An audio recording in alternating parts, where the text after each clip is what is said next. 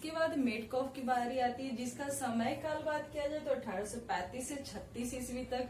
यहाँ पे आपको 1 से 2 क्वेश्चन काफी ज्यादा इंपॉर्टेंट होते हैं जो कि मेटकॉफ के बारे में पूछा जाता है। तो मेटकॉफ से जुड़ा हुआ क्वेश्चन ज्यादातर भारतीय प्रेस मुक्तिदाता, यदि पूछा जाए आपसे कि पहला क्वेश्चन तो कि चार्ल्स मेटकॉफ के बारे में पूछा जाता है कि इसकी समय काल क्या था, तो 1835 से 36 ईस्वी। वहीं इससे जुड़ा हुआ क्वेश्चन किस टाइप से आते हैं, तो आपको पता होना चाहिए कि यदि पूछा जाए भारतीय प्रेस का मुक्तिदाता किसे कहा जाता है, तो भारतीय प्रेस के मुक्तिदाता की बात आई तो किसे कहा जाता है, तो चार्ल्स मेटकॉफ के।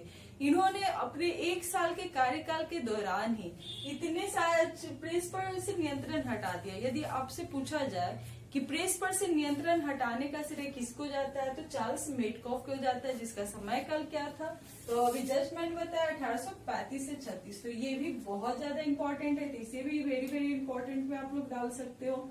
वहीं 1 वर्ष के कार्यकाल में प्रेस पर से इन्होंने नियंत्रण हटा दिया। यदि बात किया जाए मेटकॉफ के बाद नेक्स्ट गवर्नर जनरल कौन बनते, तो आपको पता होना चाहिए लॉर्ड ऑकलैंड, जिसका समय काल यदि पूछा जाए तो 1836 से 42। 1836 से 42 के ईस्वी में कौन गवर्नर जनरल बनते हैं, तो लॉर्ड ऑकलैंड। लॉर्ड ऑकलैंड से जुड़ा हुआ क्वेश्चन कि आपको किस टाइप से क्वेश्चन आते हैं और वो क्वेश्चन कहाँ पे, जो कि आपके एग्जाम में ये सारे क्वेश्चन देखने को मिलेगा। जैसा कि बात किया जाए आंग्ल अफगान युद्ध, क्योंकि आप लोग देख रहे हो कि हर एक युद्ध की यहाँ पे आप लोग को चर्चा चल रहा है, चाहे आंग्ल नेपाल युद्ध हो, आंग्ल मैसूर युद्ध हो, आंग्ल बर्मा युद्ध हो, आंग्ल सिख युद्ध हो, तो ये सारी चीज को आपको मतलब लाइन बाय लाइन बताया जा रहा है वो किसके कौन से गवर्नर जनरल के काल में कौन सा युद्ध हुआ, इसके साथ साथ वो युद्ध कौन सी संधि के तहत समाप्त हुई, तो वो लाइन बाय लाइन वो हर एक पॉइंट यहाँ पे लिखवा रही हूँ ताकि आपका कोई भी पॉइंट छूटे ना और आपका वो पॉइंट एग्जाम में आए तो आप सही टिक लगा कर आओ। तो जैसा कि मैं बता रही थी ऑकलैंड से जुड़ा हुआ क्वेश्चन आता है कि प्रथम आंग्ल अफगान युद्ध का समय काल कब से कब था, तो 1839 से 42 ईस्वी में। 1839 से 42 ईस्वी प्रथम आंग्ल अफगान युद्ध होता है। नेक्स्ट क्वेश्चन यदि पूछा जाए तो 1839 ईस्वी में इसने कलकत्ता से दिल्ली तक ग्रैंड ट्रंक रोड का मरम्मत करवाया था। यदि पूछा जाए ग्रैंड ट्रंक रोड का मरम्मत कब किया गया, तो 1839 में किसने करवाया था, तो लॉर्ड ऑकलैंड ने। तो यहाँ से इसके क्वेश्चन है, जो कि इसी 2 क्वेश्चन ज्यादातर पूछे जाते हैं। नेक्स्ट गवर्नर जनरल की बारी आई तो लॉर्ड एलेनबरो, जिसका समय काल के बात किया जाए कब से कब तक था, तो 1842 से लेकर 44 ईस्वी तक।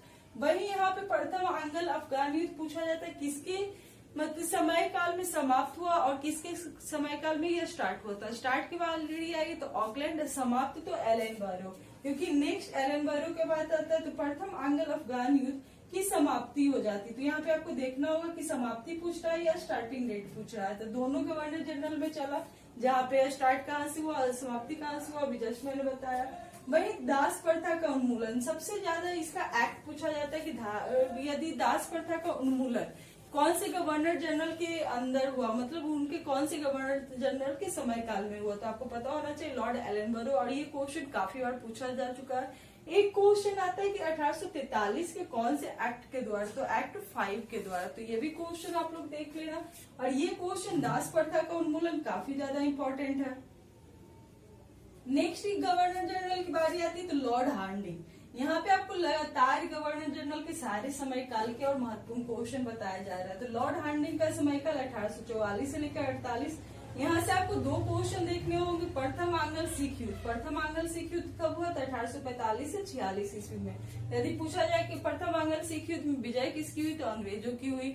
तो वो सारे क्वेश्चन मैं हर एक टॉपिक वाले मतलब युद्ध वाले क्वेश्चन जहाँ पे आएंगे वो टॉपिक चलेगा उस टाइम ये सारी की स्टोरी भी मैं बताऊंगी, लेकिन यहाँ पे वो हर एक पॉइंट बाय पॉइंट आपको छाट कर दिया जा रहा है ताकि आप लोग कम समय में ज्यादा से ज्यादा क्वेश्चन याद कर सको। जैसा कि आपको पता है कि गवर्नर जनरल और वाइसराय का ये टॉपिक सुनकर ही बहुत सारे स्टूडेंट को नींद आने लगता है, इसलिए मैंने सोचा कि हर एक पॉइंट बाय पॉइंट करके आप तक पहुंचा दिया जाए ताकि आप लोग एक कॉपी में लिख लो और आसानी से 2 से 3 बार पढ़ोगे, इजीली याद हो जाएगा। और आप यकीन मानो बहुत सारे क्वेश्चन यहाँ से आप लोग को सही होने के चांसेस है। तो जरूर ये क्लासेस अटेंड करो और वीडियो अच्छा लगे तो लाइक भी करना, दोस्तों में शेयर भी करना, तो और कंटिन्यू क्लास करते रहो।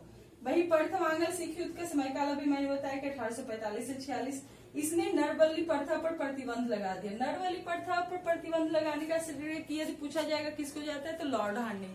वही इसके बाद जो नेक्स्ट गवर्नर जनरल आते हैं लॉर्ड डलहौजी, उन्होंने भी नरबली पर प्रथा पर प्रयास किया था प्रतिबंध लगाने का, तो वहां पे प्रयास बोला जाता है। लेकिन यदि पूछा जाए कि पूर्णतः प्रतिबंध किसने लगाया था तो लॉर्ड हार्डिंग ने। तो आपको क्वेश्चन पे ध्यान देना होगा, या फिर क्वेश्चन में एमसीक्यू क्वेश्चन है तो आपको ये भी रहेगा कि इनमें से सभी, तो लॉर्ड हार्डिंग भी मारना और लॉर्ड डलहौजी भी मारना।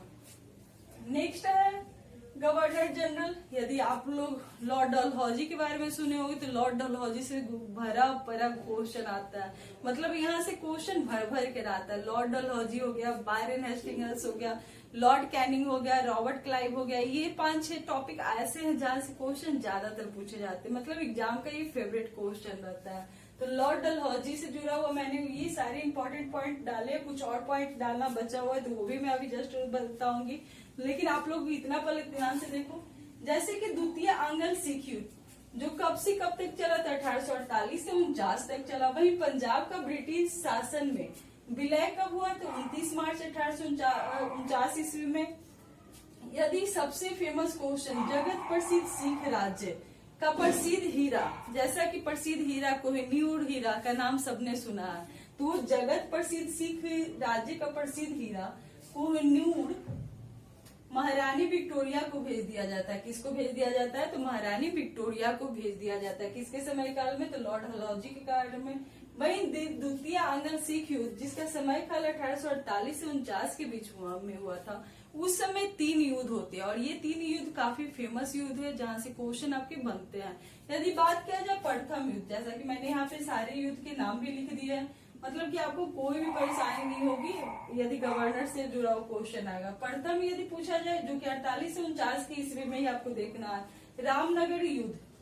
बात किया जाए रामनगर युद्ध, ये कब हुआ था तो 16 नवंबर 1849 ईस्वी में, जो कि काफी फेमस क्वेश्चन है और इसे VVVI में डाल लेना क्योंकि ये बहुत ज्यादा इम्पोर्टेंट क्वेश्चन। बात किया जाए चिलिया वाला क्वेश्चन मोस्ट फेवरेट क्वेश्चन सबका एग्जाम का है, तो ये आप लोग को ज्यादातर याद करना है। चिलिया वाला क्वेश्चन आपको बिहार दरोगा में भी पूछा गया, बीपीएससी लेवल पे भी क्वेश्चन आया है, यहाँ तक कि आपको बिहार SSC, मतलब वो बहुत सारे क्वेश्चन का रिपीटेड क्वेश्चन है कि चिलिया वाला का युद्ध कब हुआ था।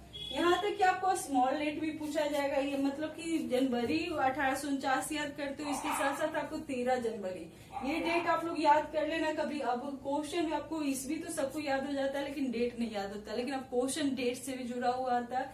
आपको दे देगा 13 जनवरी 1849, 14 जनवरी 1849, 15 और 16, तो आपको क्या टिक करना है 13 जनवरी 1849। नेक्स्ट क्वेश्चन है गुजरात चिनाब नदी के किनारे युद्ध हुआ था, तो ये कभी हुआ था तो 12 मार्च 1849। तो रामनगर की युद्ध और चिलियावाला का युद्ध, गुजरात का युद्ध किस दौरान होता है तो द्वितीय आंग्ल सिख युद्ध के दौरान होता है ये तीनों युद्ध, और ये तीनों युद्ध काफी फेमस युद्ध है। वहीं द्वितीय आंग्ल बर्मा युद्ध, यहाँ पे आंग्ल सिख युद्ध चल रहा था, यहाँ आंग्ल अफगान युद्ध चल रहा था, और यहाँ पे अब आ गया आंग्ल बर्मा युद्ध जो कब से ईस्वी में हुआ था, कौन से ईस्वी में था 1852 ईस्वी में। किसके बीच तो लोअर बर्मा और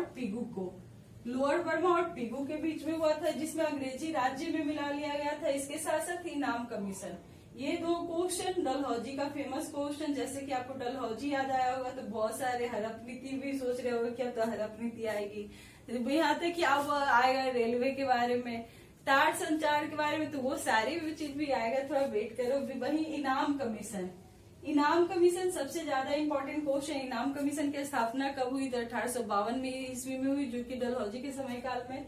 वही 1854 ईस्वी के लोक सेवा विभाग की स्थापना होती, तो ये क्वेश्चन भी आपसे बहुत बार किया जा चुका है। इनाम कमीशन और लोक सेवा विभाग, तो लोक सेवा विभाग की स्थापना कब हुई तो 1854 ईस्वी में, और इनाम कमीशन की तो 1852 ईस्वी में। तो यहाँ पे आपको डेट वो सारे इंपॉर्टेंट डेट डालकर मैं बता रही हूँ, जो कि आपको चुनिंदा डेट आपको याद करना ही करना होगा। आपको पूरा डेट याद करने की जरूरत नहीं है, लेकिन आपको कुछ डेट ऐसे होते हैं जो बार बार रिपीटेड कर रहा है, तो आपको पता होना चाहिए ताकि आप सही करके आओ। तो यहाँ तक स्क्रीनशॉट लो। अभी डलहौजी का थोड़ा सा और बचा हुआ है, इसके बाद आप लोग वाइसराय के बारे में जानोगे, जहाँ गवर्नर जनरल का अब थोड़ा सा ही पॉइंट बचा हुआ है, तो जरूर इसका स्क्रीनशॉट लो। फिर डलहौजी वाला करवाती हूँ पार्ट की वो क्या है। इम्पोर्टेंट जानकारी और जान लेते हैं जो कि आपके एग्जाम में बहुत ज्यादा पूछे जाते हैं, जैसे व्यपकत सिद्धांत हो गया कि कौन कौन सा राज्य को उसने व्यपकत सिद्धांत के अनुसार अपने राज्यों में मिला लिया, तो वो सारी घटनाओं को भी जान लेते हैं। जैसे कि आप लोग को पता है कि अभी जस्ट मैंने बताया लॉर्ड डलहौजी का शासन का 1848 से लेकर 56 तक था। तो डलहौजी का शासन, उसके व्यपकत सिद्धांत, ये बहुत ज्यादा इंपॉर्टेंट क्वेश्चन है और इसे वीवीआई में आप लोग डाल लेना, क्योंकि आपसे पूछा जाता है व्यपकत सिद्धांत किसके शासन काल से जुड़ा हुआ है, या कौन से गवर्नर जनरल के ये कार्यकाल में व्यपकत सिद्धांत हुआ जिसके अनुसार अंग्रेजी साम्राज्य में बहुत सारे राज्य को मिला लिया गया। तो आपको पता होना चाहिए लॉर्ड डलहौजी के शासनकाल में। तो यहाँ पे आप लोग को ये भी पॉइंट मैंने लिखा डाला है कि डलहौजी का शासन उसके व्यपकत सिद्धांत के कारण अधिक याद किया जाता है। इस नीति के तहत अंग्रेजी साम्राज्य में कौन कौन से राज्य मिलाए गए थे, तो ये राज्य भी पूछा जाता है। सबसे पहला राज्य मिलाया गया था जो कि सतारा है।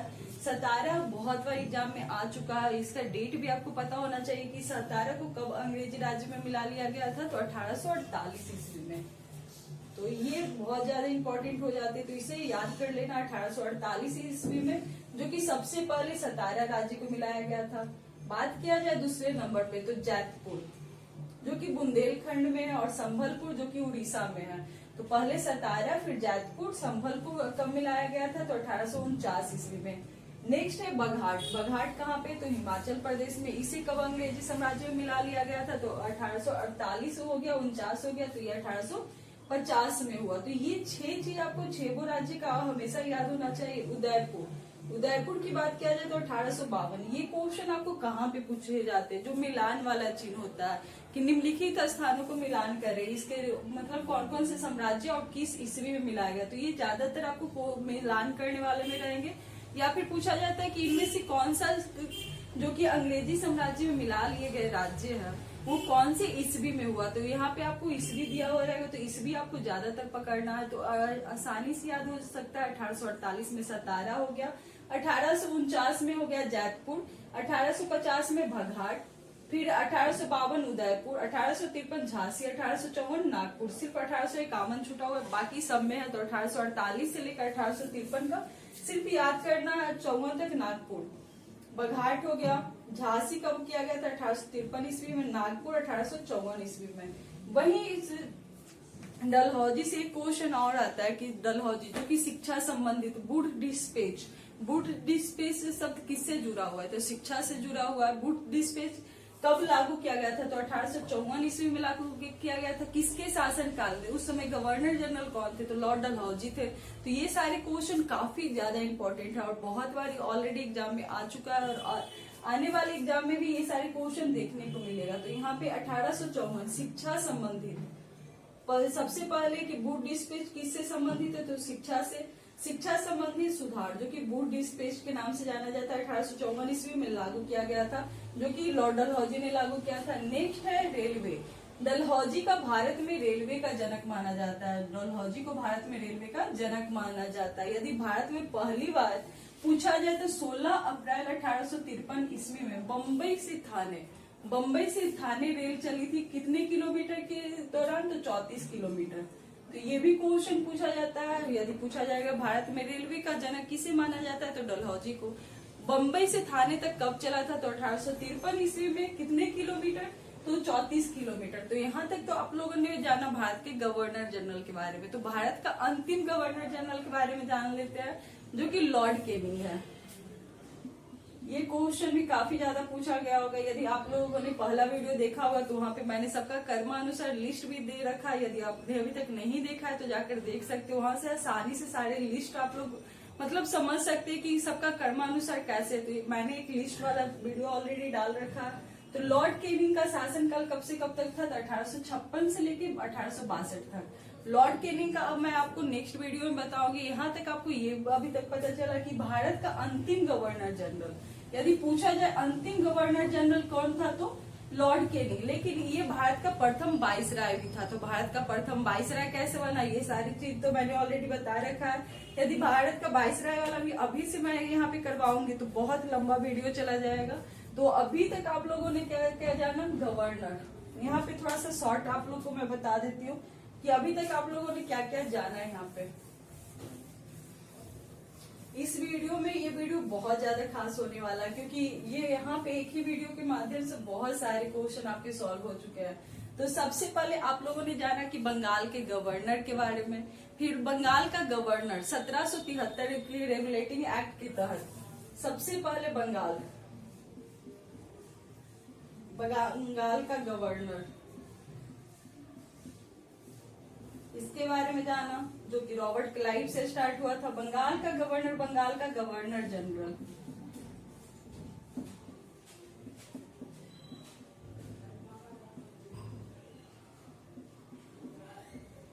कब से बनने लगा? तो 1773 के रेगुलेटिंग एक्ट के तहत। कैसे बना, यहाँ पे मैं थोड़ा सा क्लीन कर देती हूँ। बंगाल का गवर्नर जनरल कैसे बना? रेगुलेटिंग एक्ट 1773 के अनुसार।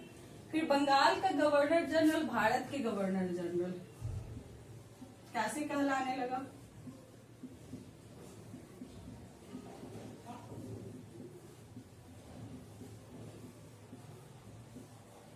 तो 1833 के चार्टर एक्ट के तहत बंगाल का गवर्नर जनरल भारत का गवर्नर जनरल कहलाने लगा। 1833 के चार्टर एक्ट।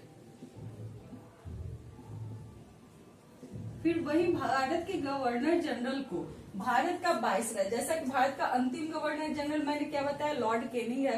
यदि भारत का गवर्नर जनरल से लेके भारत का वाइसराय पूछा जाए, भारत का वाइसराय कैसे तब्दील हो जाते हैं? तो भारत के, क्योंकि बहुत सारे स्टूडेंट इसी में कंफ्यूज हो जाते हैं, कार्यकाल बदला कैसे जाता है, सबका नाम कैसे चेंज होते चला गया। तो 1858 भारत शासन अधिनियम 1858 के तहत, पूरा लिख देती हूँ, भारत शासन अधिनियम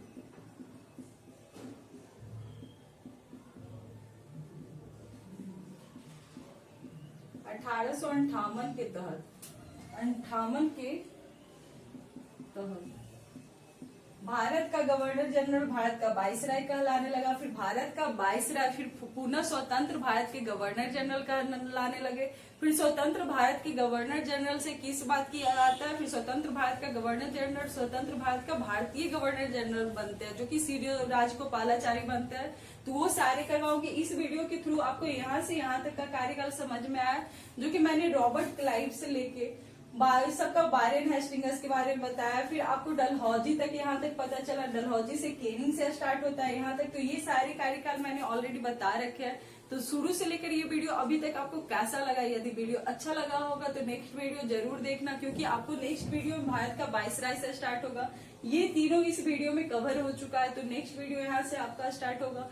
यदि ये वीडियो पसंद आया होगा तो दोस्तों इस वीडियो को जरूर लाइक करना, और ये नेक्स्ट वीडियो देखने के लिए आप चैनल को जरूर सब्सक्राइब करना, और वीडियो अच्छा लगे तो दोस्तों में शेयर भी करना। तो थैंक यू।